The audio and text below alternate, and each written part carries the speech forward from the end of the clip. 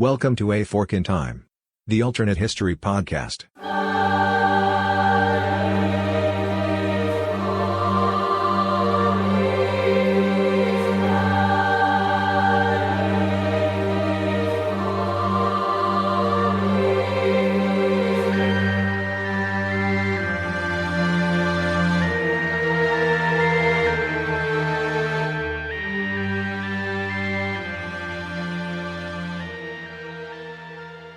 Hi, everyone, and welcome back to A Fork in Time. This is Chris Coppola, and I'm joined by Dr. Eric Rush. Do you want to introduce yourself for a second?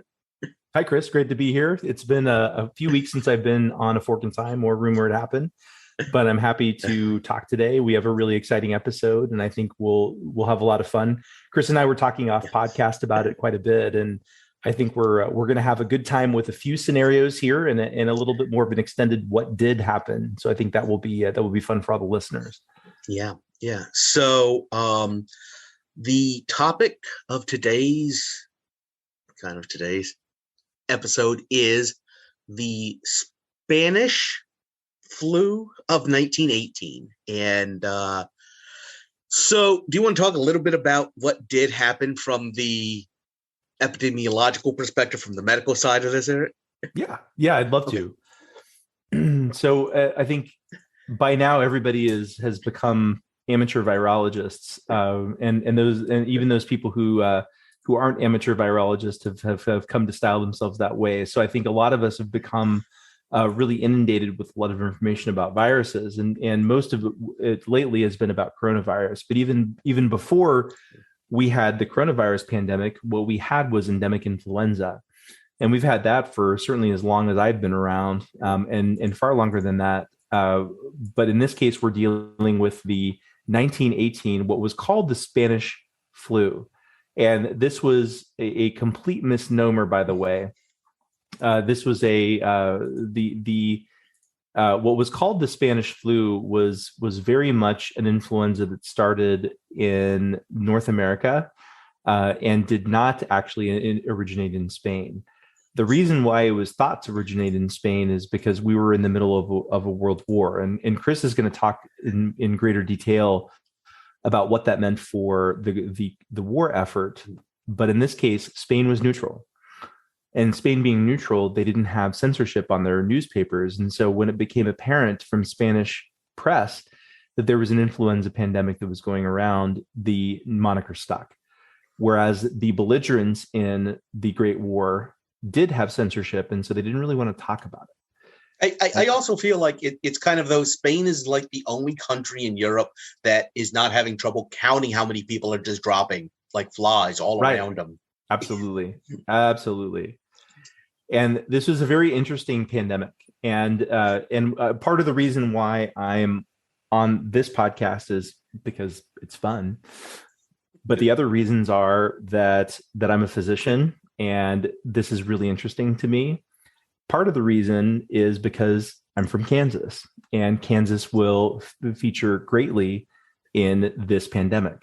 Because as far as we know, the earliest documented case in March of 1918 was in Fort Riley, which is located in Kansas, a little bit southwest of a city called Manhattan. Manhattan is home to a little junior college known as Kansas State University. It's a secondary college to the University of Kansas, but it's okay. It's a pretty good place. And so this is something that happens within, at least initially, the state of Kansas, as far as we know. Now, we don't really know whether it originated in Kansas. In fact, the data would suggest that it probably did not. But they equally suggest that it probably originated someplace in North America. And that will be very interesting, not only for the what did, but it'll be very interesting for the what if that we will get to a little bit later. Because Chris and I have some interesting ideas for the what if. And they're a little bit competing ideas. And I want to preface this. So when we were talking off podcast, when we were just talking about what we wanted to do here, I was very reliably making the mistake and saying things like 2018 and 2019. I will probably do that when we're talking again. So if I do, just know that what I'm talking about is 1918 and 1919, or those other dates in the 20th century, and we're not talking about more recent pandemics that happened in the 21st century. So with that preface, also given with what literally jumped off this morning, I will probably make sure to be referencing the First World War as opposed to a possible third one, which may or may not be coming. These are very interesting times we live in, and so indeed we may be seeing the opening salvos of a very, very different conflict here than what we'd anticipated, unfortunately. So let's get to the what did. In 1914, Europe decided to tear itself apart, and had a lot of fun with that. And basically, everybody's kind of familiar with what happens. And right towards the end of it, kind of in 1918, when basically what happens, and we'll come back to more of the details on this. The American Army is being trained in the United States, and it's almost a perfect setting to start a virus and to have it spread like wildfire, because you're taking a bunch of people, you're putting them in campsites that do not have sanitation, that do not have the space that people are used to, and then you're moving them around so that they can reinfect other people. Basically, the United States, and assuming what we understand is correct about this, it starts at training camps in the Kansas area. Troops from there are probably transferred to other facilities, spread it to these other facilities, and lo and behold, the United States dropped some biological warfare right in the middle of World War I, without even thinking about it. The troops go over to Europe, and it spreads all across the continent. And as I understand the flu of 1918, one of the reasons it's not as known or as talked about, I kind of alluded to it a little bit on the Spanish issue, this is right in the middle of World War I. You have a lot of other causes of death. You have a lot of other disruption of the continent. And when it hits it started March 1918. It travels to Europe. The cold and flu season of 1918-19 basically matches up pretty nicely with the end of the war in November 1918. And in Germany, you are still dealing with mass civilian starvation. You're dealing with, even on the other, further into Asia, Russia is in the middle of a civil war. And so there's a lot else to think about. There's a lot else going on all over the world at this point, that the influenza of the Spanish or the Kansas flu, could we call it the Jayhawk bird flu? Maybe, I don't know. I would recommend that we not do that. Okay, that we not call it the. But when we think about it, I would not support, for obvious reasons, calling it the Jayhawk flu. But what I would say that is correct is the precursor to the 1918 influenza was almost certainly an avian influenza gene pool. Mm-hmm. So this was almost certainly an avian origin. We don't know as much about that at this point. Where we are now, we have some very sophisticated tools, as you might imagine, for understanding more about the origin of viruses. And so that's why when this same general sort of influenza came around in 2009, which was the swine flu H1N1, we understood where it came from, and we understood a lot more about it. Now, that H1N1 in 2009 was still appreciably different than its ancestor. And I do say ancestor deliberately, because all really current seasonal influenzas are in many ways descendants of that 1918 human H1N1. Very interesting that that's the case. And some of those lines have become extinct, but many of them are still extant. Many of them are still around and are causing seasonal flu. And these are some of our more common ones that we know as seasonal H1N1 and seasonal H3N2. And these designations have to do with two proteins that are on the outside of the influenza virus, which we call hemagglutinin and neuraminidase. And that's the H and the N. And for the sake of this podcast, those are not necessarily important, but just know that when we're talking about the H and the N number, those are the reasons why. These are the individual types of those hemagglutinin and neuraminidase, and those make them a little bit distinct from one another. So there's so the listeners know that there is a reason why we have this alphanumeric nomenclature for influenza viruses, is because they're somewhat different from each other based on those two chemicals. So that's all I'm going to say about that. This is not an infectious disease lecture, and this still is a fork in time, because that's really what we're wanting to do. The only other thing I would say is like a lot of pandemics, and like the current pandemic, I think people were in some cases very surprised to see multiple waves of coronavirus between the spring of 2019. Excuse me, I made a different mistake here, Chris. Spring of 2020. Okay. And the current time. So people were very surprised to see multiple waves of this. I think most of us in the medical profession were not surprised, because this is what we generally see with these. And in fact, in the influenza pandemic of 1918, we saw 4 discernible waves. Mm-hmm. The first one in early 2018 was relatively mild. Did I just say 2018? Yes, you did. I probably just say 2018. I told everybody that. Yeah, I get it. Yeah. The first wave in early 1918 was relatively mild. The second wave, which occurred in later 1918, was much more significant. And this originated in the late summer and appears to have corresponded, as Chris, you mentioned, with a lot of the troop movements between North America and Europe.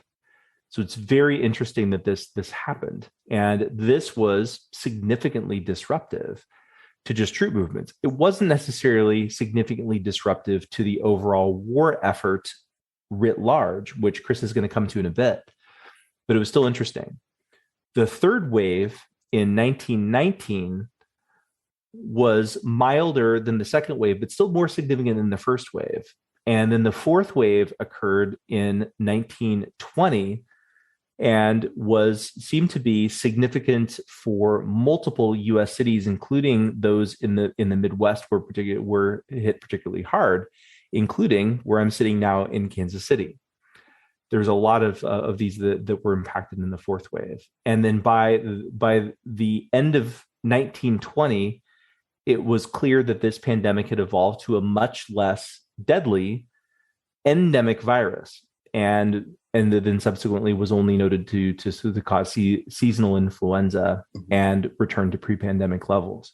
So there were 4 discernible waves between 1918 and 1920 that occurred as a function of this. And so we should not be so surprised that our current pandemic has also lasted a couple of years. Were these waves of the same type of the virus, or were there mutation, different strains like we've seen? Yeah, that's actually that's challenging for us to understand, because we know that the 1918 pandemic was caused by an H1N1, and it seems as though there were changes that resulted over the course of time, and we know that really all of the seasonal influenza were descendants of that 1918 virus. Mm-hmm. We do know that What is not clear to me, and this is also, again, I'm not an infectious disease, I'm different specialty, but it's not clear to me whether we really understand what some of that what are those very subtle changes that occurred between 1918 and 1920 how they affected it. Okay. Because we're sequencing so many different viruses now, we have a very good understanding of what's going on. But obviously, we had no ability to do that in 1918, and so we do have to make some assumptions. Okay. So just kind of finishing out what did happen. The virus traveled to Europe, as you said, with the second wave, and it devastated the continent. But there was a lot of other stuff devastating the continent. What we talked about a little bit was how much worse it was in some countries than others, primarily because of everything else going on. Mm-hmm. Specifically in Germany, you've got this virus hitting a population that had just survived what they called the turn-up winter, because they did not have any food in the country whatsoever. You had mass starvation, and that leads to a population that is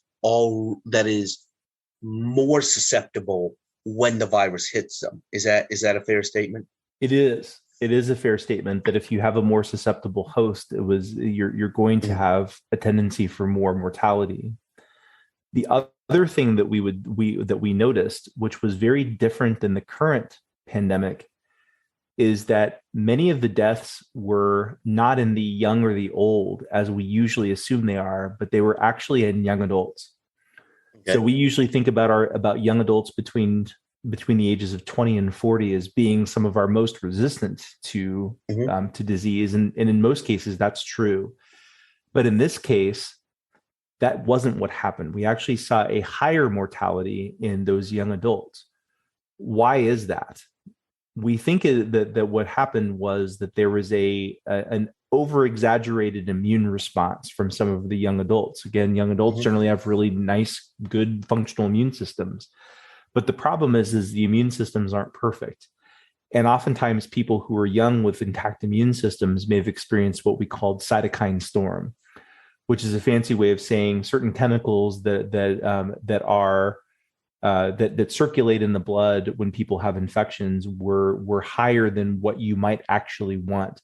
And the problem is those chemicals are signaling chemicals that come with some consequences, and you can go too far, and you can develop some other infections, including a condition called ARDS, which can also relate to secondary infections. And in fact, one of the things that killed people with influenza in 1918 and still sometimes kills people now is that you can develop a secondary pneumonia with bacteria on top of your viral influenza infection. And that oftentimes is not very good. It's not very good in 2022. It's definitely not very good in 1918 when you had access to no antivirals and no antibiotics. So it can be a real problem in people. Okay. The other things that I would say is I will be biased against my own profession and biased towards a related profession. We in the medical profession, who are physicians in 1918 to 1920, had essentially nothing to offer these patients. Again, I mentioned to you that there were no treatments of any meaning for patients. The best that sometimes you could do was giving patients aspirin. You could argue that maybe aspirin was not such a bad idea. At least it would give some anti-inflammatory effect for that cytokine storm. Aside from that, not a lot. The medical profession that really made a difference in this pandemic were the nurses. And again, I say this with some bias. My wife's a nurse. Some of my best friends are nurses. And so the nursing profession advocated for the use of cloth masks in these patients. They advocated for sanitation. They advocated for distancing for patients and people who are potentially exposed. And they also advocated for patients being well cared for and well fed. All of those, as it turns out, were very reasonable things to do in this case when you don't have anything else specific to do from the medical sense. And so in my opinion, and this is just my opinion, is the nurses were very much the heroes of this from the medical profession. And what this related to was some of the more kind of professionalism of the nursing profession. The nursing profession in 2022 is very much a professional status, as it should be. But before some of this happened, it wasn't necessarily as such. And so I think that this improved the professional status of nurses. Okay. So have we covered what did? I think so. You think? Okay. Yeah. So let's go to the first kind of my suggested fork, which basically pushes the timeline up. And again, we talked about the circumstances that led to it spreading the way it did, which were bringing together all of these healthy young men for the war effort and putting them in military unsanitary camps. That started with the U.S. entry into the war in April 1917. Right. Basically 11 months before when we saw it actually happen. Is that a fair? I think that's accurate. I think we can move it back by 11 months. Mm-hmm. And we wouldn't necessarily even have to change a lot in terms of the circumstances. It could still be a virus that was identified in Kansas. Off podcast, Chris had mentioned that maybe this originated in a slaughterhouse in Kansas City. Aside from the mild dig from a North Carolinian to a Kansas Cityan, that's not a crazy thing to think. Yeah. That absolutely. Also, it just works so well with the analogy to the current ideas about wet markets where the current COVID-2 might have originated. So we're pushing that up so that almost as soon as the U.S. enters the war, we start getting sick troops. Process is the exact same way. The United States exports it to Europe, but now that second wave you talked about hits the fall winter of 1917 going into 1918. Presumably that would be true. Right. So if we want to keep the intervals between the waves, or essentially amongst the multiple waves, then you would think that the second wave, which was quite deadly, would have happened, as you say, around, we'll say, September to October of 1918. Okay. 1917. Yes. I'm really not doing a good job with dates today, Chris. I don't know what's going on. But we'll say September to October of 1917, and that would be quite a different impact than August of 1918 as it happened in our timeline. Yes. Because right now, like we mentioned, you still got a Europe, and I'm still thinking about a German population ready for this. Yes. Ready for this in the worst possible way. Let me clarify that. Not ready in a response way, ready in a, if you are sitting here trying to map out a perfect situation to throw a virus into a population and have it spread, this is Europe in 1917 and 1918. In this fork, it's safe to say it spreads the same way, but when it does hit Germany, they're still in the war. Mm-hmm. And the thing that most people don't or skip over about Germany in the First World War, they surrendered when the home front collapsed. Right. The German people got fed up and overthrew the Kaiser. Yes, the German army was on its way back. It had, but it hadn't happened yet. So if on top of all of the war privations, now you've got this virus running through everything. And I'll throw it to Eric. Do you think you have what happens at the end of 1918 happening earlier in 1918? Yeah, I think you probably have much the same. I mean, Okay. would the death tolls be subtly different? Mm-hmm. You'd mentioned that we're kind of compounding famine on a lot of this a little later in the war, and that may have had some additional implications. But then it may not have. Again, Mm-hmm. some of your highest mortalities were found in some of your presumably healthiest people. Mm-hmm. Your adults, generally speaking, from ages 20 to 40. And the absolutely highest population in terms of mortality were pregnant women. So again, these were women who were pregnant, for one, which has some different physiologic changes. But these were also, being pregnant, they were relatively young women, and they were also previously healthy enough to become pregnant, which is in many cases not a mean feat, especially if you are in the middle of a famine. So you are taking, in the pregnant women, you're taking probably some of your healthier people, and they're dying in greater numbers. And so it's not immediately clear that there is an automatic assumption that the numbers of people who died is going to be appreciably lower in this earlier departure.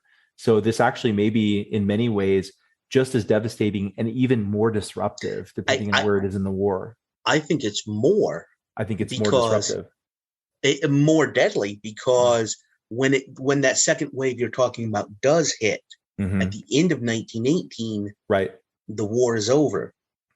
The British still have the blockade somewhat, but you start seeing people able to deal or pay attention to the virus, as opposed to right in the middle of the war, there's no help on the way.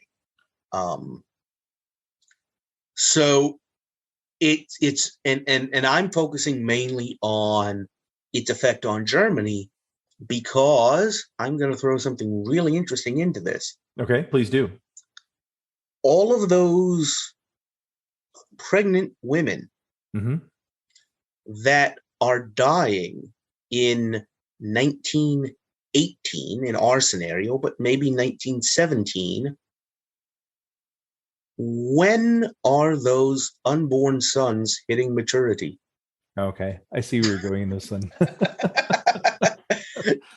So if we're doing the math on this one, these are these young men. Let's make sure we're doing the math on 19, not 20. Go ahead. On 1917. So they're pregnant in 1917 then, and so let's assume that the most of them will deliver sometime in 20. I don't know. This is too late told you. I know. 1918. And so these young men would reach maturity, assuming, or at least age of majority at 18 in 1936, which 1936 is quite a year for Germany. Yes.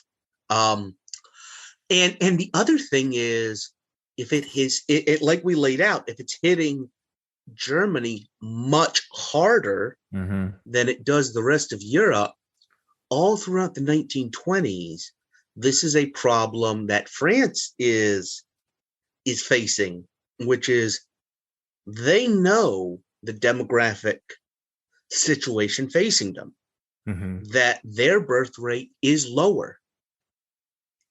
By 1936, they're not going to have the conscription classes that Germany is. Right.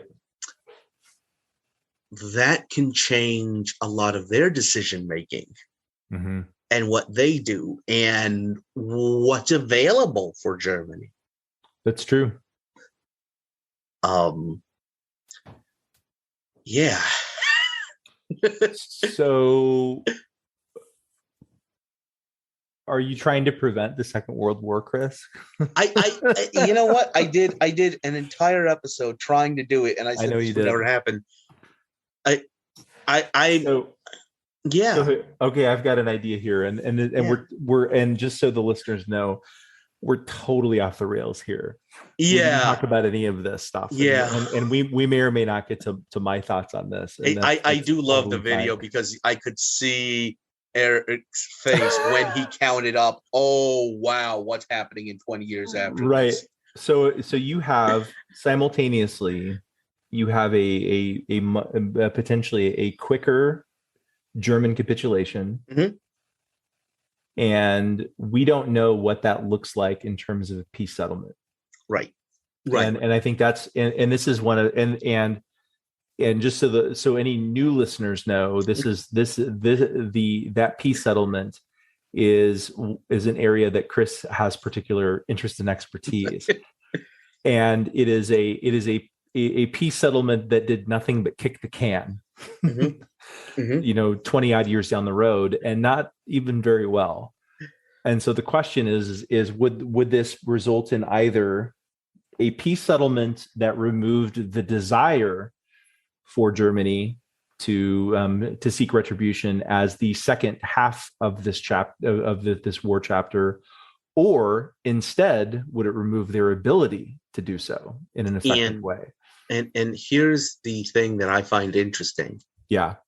So if you push up German capitulation to January, February 1918, you know what you don't have?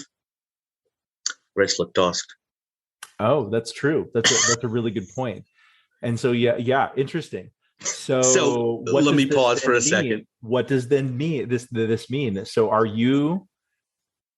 have you gotten to the point where you could you salvage the Russian Empire in some way? I think so let me take a step back, because that was one of my deep cuts. I know it is. That's a deep cut, Chris. That's a deep cut, but I like it. Brest-Litovsk was the peace treaty signed between the nascent Soviet Union Bolsheviks and the German Empire in March 1918. The Soviets took power in Petrograd and Moscow in November 1917. And I stress they took power in Petrograd, St. Petersburg, and Moscow because they didn't really take power in much else of Russia. And anybody who's interested, there's a couple of really neat maps, like video maps on YouTube that will kind of walk you through who had control when over the territory that we now know as the Russian Federation, and was then the transitioning between the Russian Empire and the Soviet Union. And I think what Chris is absolutely right. It is very interesting how little control the Bolsheviks had at this point. And but what they had was control over key parts of the old Russian Empire, and also, quite honestly, some not insignificant support from the Germans. And also, they knew what they were doing. The one thing, when you look at the white as opposed to the red movement, the whites were everything from moderate social democrats to proto-fascist to monarchist, and they are just as likely to fight each other as they are the Bolsheviks. Right. So let me be very clear. What Eric is talking about, the borders of the Russian Federation as they stood 2 weeks ago. 2 weeks ago. Yes. So this is not going to age well. Yeah, this is not going to age well. We on a fork of time recognize the borders of the Ukraine, or whatever. And by the way, this the Treaty of Brest-Litovsk recognized the independence of Ukraine. It certainly did. For the first time in its modern history. So if you don't have Russia leaving the war, or if you don't let's say if you don't have the Eastern Front of the war collapsing the way it did, right? At least not collapsing. You know, the Russian Empire is likely to not be contributing all that much to the war effort, but at least it's not collapsing and seeking a separate negotiated peace. But if Germany surrenders in the time frame we're talking about, there is still enough standing of the czarist system, and that I think the West might even be able to intervene, as they did in the Civil War, and restore some semblance of the empire, which is important for this settlement that we're talking about. Because that could be its own podcast. I mean, yes. I could easily say I could easily see the West saying, okay, we will, Nicholas II, we will put you back on as Tsar of Russia, but congratulations on your new constitutional monarchy. Yes. I could easily see something like that occurring. And the whole reason that, and I promise I'm going to, you had a good idea, so I want to get to that, and I'm going to try and close this up. You're good. Come back to this has been a wonderful tangent, Chris. I really enjoyed this. The whole reason that Versailles fails the way it does, or as spectacularly, is because not only is Germany frozen out of the settlement, the Soviet Union is also frozen out of the settlement. They are, in a way that the Russian Empire would not have been. Or the Russian Republic now. Okay, yeah. We're going to say the United Kingdom. You know what? All the Russias. the Romanov whatever, because they're not even just Russians. Right. Whatever Eastern power there is there would have a seat at that table and would have been involved in it, so that throughout the 1920s, Germany can be as upset as they want, but as soon as they get cute, they're facing a two-front war. Right. They do not have this miniature baby boom compared to France and the other countries. So maybe we did it. Maybe we finally figured out a way to do it. Stop World War II. I don't know. Stop it with the flu. Yeah. That would be very interesting if we stopped it with the flu. Or if they did, it would be, like you said, it would, if Germany tried to get cute, they would be facing a two-front war.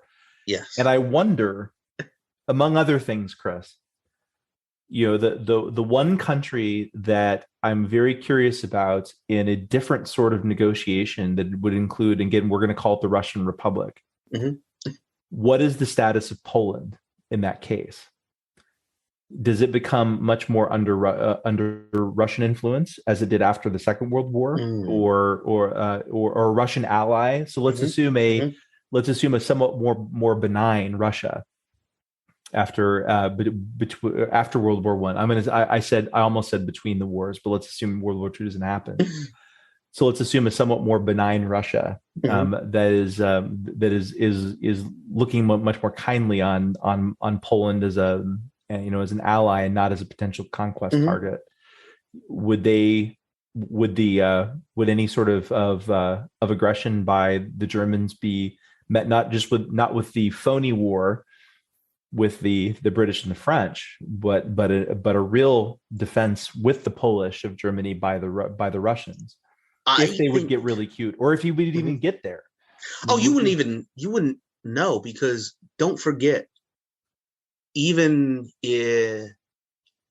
when our baby boom hits 20 in 1938, you don't get to the invasion of Poland because Czechoslovakia had a defense pact with the Soviet Union. Okay, they did. That's true. It was the abandonment of the Western powers that the Soviet Union stood back and was like, you know what, we can't. Well, so do you even get, so let's take this in order. So 1936, rearmament of the Rhineland. Is that allowed? Do people kind of give that a pass still? Again, we're assuming that Hitler still comes to power. We're assuming that we still have some sort of Nazi Germany, even though it may be somewhat diminished with fewer fewer young people of the appropriate age. So do you still have the rearmament of the Rhineland? I'm going to say yes. I think on that case, yes. Yes. Do you still have Anschluss with Austria?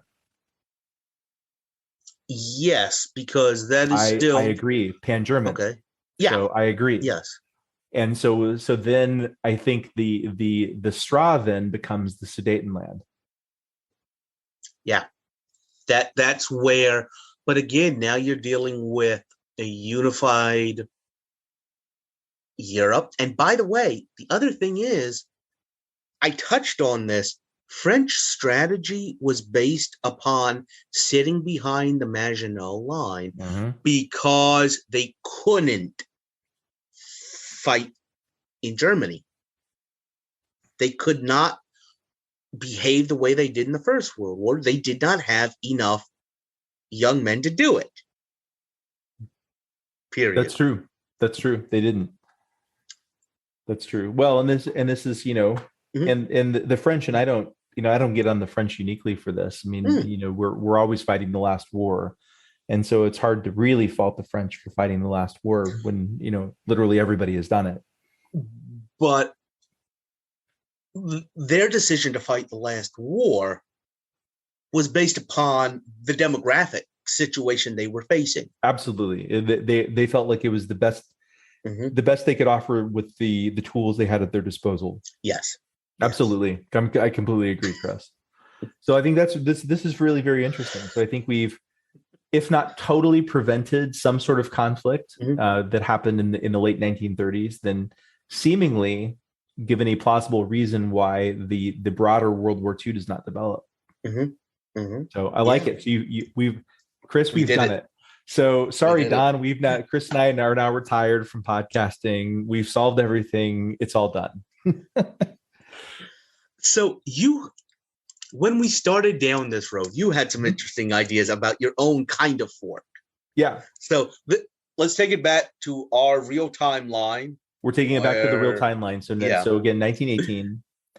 So let's assume, because so many things happen by random chance. So Chris jokingly referred to the slaughterhouse in Kansas City where this originated, and that we have no evidence of that. It just it's just something that could potentially fit. But again, we know in 1918 this occurred in Fort Riley, Kansas, which is some 120 miles from where I'm currently sitting.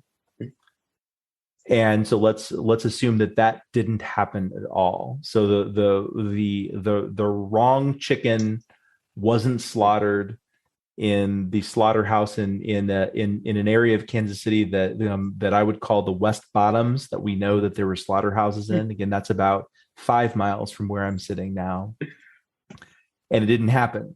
So no influenza happened at this time. Or frankly, the chicken infected died before it got to that slaughterhouse. Or died anything like that. Spot. Anything that happened. And so my fork was, there was no pandemic. And because there was no pandemic, we, Chris and I agree that we think that the timing of the pandemic that occurred more over 1918 and 1920 did not probably appreciably affect the outcome of World War I. So we'll say that is largely the same. That is largely the same what happened. But what was interesting is the deaths that resulted from this pandemic exacerbated already existing work shortages that happened as a result of war casualties. So you had your war casualties that occurred, and then you had millions of people who had also died from the pandemic. Now, this has a number of implications. Some of this actually might address some of the issues that Chris was talking about. It might actually change some of the demographics of Europe that might make a future World War II either more likely, depending on what happened with German demographics, or less likely, depending on what's happened with things like British, French, or Russian demographics. So, this is very interesting. And this is highly speculative because we don't really know what's going to happen here. What we think we can say, or what I think we can say, is three things. I had hinted before about the professionalism of nursing. That could have possibly been delayed if there was no pandemic to prove very obviously to the population how valuable nursing care was. When you were talking about nursing care, I'm reminded of Downton Abbey. Mm-hmm. In their second season, where that is, nurses are just something that dilettante upper class women can become to help with no training whatsoever, no expertise, rather than something that requires real professional level training. Right. Well, and to this day, the medical model and the nursing model of care remain somewhat distinct, even though the underlying science behind them is the same, and it just becomes different ways of taking care of the patient. And so I think that I wonder if that professionalism of the nursing profession, or I shouldn't say professionalism, because it implies that the nurses at that point were in some ways unprofessional, which I don't believe to be true. It's more the professional recognition of nursing as an important profession. And I wonder if that would have been delayed to some degree. And similarly, because it was disproportionately men who were affected by war casualties, and were actually in some cases affected by disproportionately by the influenza itself. Some of which is just because there were just higher numbers of men in close spaces because of the war effort. But there were also higher numbers of men who were co-infected with tuberculosis. And as you might imagine, co-infection with influenza and tuberculosis is kind of bad for business. And so we did see a higher number of those men. Well, what does that mean? That means more women in the workforce. And we know that there were more women in the workforce if you look at between 1914 and 1920. That was a higher rate. And so you wonder if this, and coupled with already existing inertia within the progressive movement, improved the overall status of women in society. This is, again, nobody wants 50 million people to die, but we do like to hear that the lot of women has been improved. Similarly, because of the overall labor shortages, those men and women who were in the labor force could strike a better bargain in that workforce. And so we saw a lot of so many of us who are full-time employees, Chris and I included, derive a lot of benefits from, besides our salaries, from our jobs. So we have, and some of us are unionized. I don't know if Chris, if you're in a union, I'm not. But Chris may be in a union. I don't know. And aside from that, we have different benefits in terms of insurances, retirement benefits, other things that result from our employment. Some of these, what we're talking about, are little U.S. centric, but even some of these social welfare programs in Europe seem to have had their genesis in the trauma that resulted from World War I. You might speculate that those might be somewhat delayed if there weren't there wasn't that force there to make that happen. And so it makes me wonder if some of those kind of social welfare movements and also the improvement of the integration of women into society would have been unfortunately delayed by this. And that there would have had to have been some other sort of stimulus that would have prompted that to occur. So I have a really interesting kind of, let's go off the rails some more. Okay. Throw something else in there. All right. I'm reminded a little bit of what I've heard of Europe after the Black Death. Yes. How that to some extent set up the Renaissance because of the increased value of labor. Yeah. I'm going to talk about something that was going on in Europe and the United States in 1919, 1920. Okay. The first Red Scare. Oh, interesting. Okay, let's talk about that, because that is interesting. So real history, what happened is the Bolsheviks won, and there was this idea under classical, like, Marxist ideology that once one country went socialist, communist, the workers everywhere else would rise up and say, we want our share of the pie, and sweep away the existing structure. And if you look at how Germany actually got out of the war, there's an argument to be made for that. I'm closing my eyes and I can still see the mental image of police officers in the United States dressed in those masks. But the other thing that's going on is you had police strikes in Boston and in Seattle. You had a massive wave of strikes all over the country. And one of the reasons that it subsided the way it did was because you had these young men coming back from the war that flooded the labor market and diluted the power of some of these strikes. Right. So what does that bring up for you? Yeah, well, it makes you wonder if the strikes would have happened in the first place. Or if they would have been more successful because they don't have, like you said, labor is scarce. Well, in this case, where labor is less scarce, if there's no influenza at all, so right. So the labor is less scarce. Okay. And so if you're looking at this from a collective bargaining standpoint, the power tilts away from labor and more towards the owners, and so either the workers decide against striking and take a different tactic, or if they strike, it's much easier for them to be broken. Right. So that, that. So you're saying basically without the influenza strain, we may not have the New Deal. Well, maybe. And okay. Or at least it didn't happen at the time.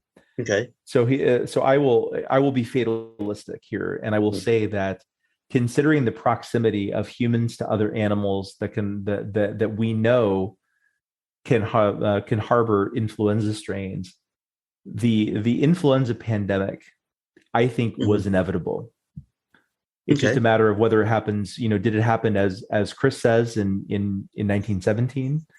Did it happen as it did in our timeline in 1918, or does it happen later on? Okay. Does it happen in the 1920s, or does it happen in the early 1930s when the U.S. is already reeling from a Great Depression? And so, we think about the Great Depression and the New Deal being part of the response to that as, again, being inevitable, but it wasn't. The New Deal was, in my opinion, a very moderate approach to a significant problem. What if that, let's just say it didn't happen in 1918, it happened in 1933. And this was the other thing that I was thinking about when you mentioned delaying it. One of the things, at least in my mind, was the war, the First World War, accelerated it. It changed it. It changed it from a swine flu to a SARS-CoV-2, in that it really spread it around the world. If this happens in 1925, maybe you don't have the same conditions to spread it. But if you're talking about it in 32, 33, I don't remember seeing a whole lot of outhouses in Hoovervilles. No, there weren't that many, and so you would have a much slower infection rate Okay. at that point, at least in the United States. So again, Okay. we're making some assumptions here, and so maybe it wouldn't have originated. Again, we're making some assumptions because it was first seen in Kansas that originated there. Mm-hmm. We really don't have great evidence to suggest that it did, but for the sake of argument, we're saying that it did. Kansas not particularly densely populated in the absence of lots of military. But there are places in Kansas and places in the Midwest where you could see a much quicker spread. The two cities that come to mind are Chicago and St. Louis at that point, which are to this day still more densely populated cities. So where you could see at least a quicker transmission. And by 1933, the world in general is a more connected place than it was in 1918, war notwithstanding, but not like it is in 2022. And so I still think you would see a slower emergence of the influenza because of the way the world worked at that point. It could still be very disruptive, and you wonder, in an already reeling U.S. from the Great Depression, could this be the straw that broke the camel's back? And so instead of seeing instead of a permanent decrease in the amount of social works programs, do you then see the emergence of a completely socialist U.S. at that point?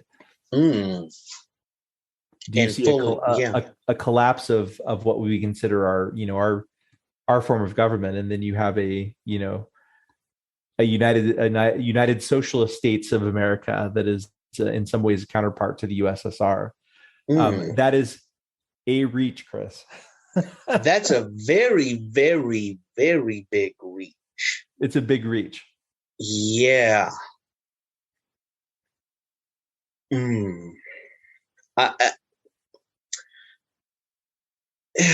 can't get there. No, that's okay. I think it would take a lot. I think you would have to have a lot of additional instability. It would have to be an exceptionally bad pandemic. You would probably have to have other external forces there to make the current U.S. structure more unstable for that to be in any way compelling to the population. And you would also have to have somebody who would be willing to lead that, and it would not be FDR, of course. Right. And it is a reach that will require multiple steps, but it's an interesting thought experiment. Yeah, I almost see it's just as likely to go the other way. Oh, fascist U.S. Yeah. I don't disagree. I think that's equally likely. Yeah, because for the first time since we've been working together, Chris, I have you speechless. That's it. Yeah. And we've also gotten World War II prevented. I think we've prevented World War II. We've created a socialist, if not communist or fascist U.S. And we've all done this with a simple virus. Yes, with something invisible to the naked eye. Invisible to the naked eye. Absolutely. So the moral of this is Kansas City barbecue destroys Western civilization. That is not the moral of the story, Chris. That is definitely not the moral of the story. And I think, here's and Don will undoubtedly listen to this. What I think would be fun, and I think some of our Texas friends in the podcast would be interested in joining us, is I think we should have a patrons only Q&A. Okay. Where all of us with it, and for those of us who don't recall, everybody knows that I'm from Kansas. Chris is from North Carolina. Yes. And Robert, basically anybody else involved in the podcast. Everybody else is Texas. Yeah. And these are three of the epicenters of barbecue. Admittedly, Kansas City, of course, is the best. And but we should have where is the mute button? Where is this mute button? We should have a taste test among some of the group of us, and you know, and maybe blinded which barbecue we like the best. I think this would be really interesting. Okay. I don't know how we're going to do that over Zoom, but we can figure out a way. I think that might be fun for the patrons. That would be a little lighter than our usual fare. Where we do come up with other ways to destroy Western civilization. We do come up with other ways to destroy Western civilization, and so maybe just some benign arguments over meat would be better. Okay. So very nice. Do you have any other? Because I know you were really interested in doing this episode. Do you have any other? Yeah. Well, I'm always interested in, you know, again, any historical events that have medical implications that are always going to be interesting to me. Okay. And I think this is one of the ones which have a lot of medical implications. And, you know, Chris, I think you and I really did a nice job of going over those in great detail. There's an infinite number of these that we could do, but, you know, this is and even though the podcast is getting a little more long form, it's not that long form. And I don't know that anybody would really have the patience. Maybe, you know, there may be a couple of people, but I don't know if anybody would really have the patience for, you know, a 3-part episode of Eric talks about the flu again. I don't know that I'd listen to that one. I'm imagining a Venn diagram with H1N1's on one side and the Treaty of Brest-Litovsk on the other, and there's not a whole lot of overlap. There's not a whole lot of overlap. So that's why there's a reason why this is a 1-parter, everybody. I think the 1-parter can work, but I think a 3-part marathon would be would maybe be not as exciting. So no, I think we've done this topic some justice, Chris. Great. Well, I just want to thank everyone for listening to us. If you're interested, you know, please give us reviews or reach out. We'd love to have some more people. Trying to think, maybe a St. Louis representative. Do they really have Memphis? If you're listening to us from Memphis, please reach out and take part in this barbecue challenge. And stop putting coleslaw on your barbecue. Yeah. So for Chris and Eric, just signing off and thanking everyone for their time listening to us today. Bye. Take care, everyone. Bye.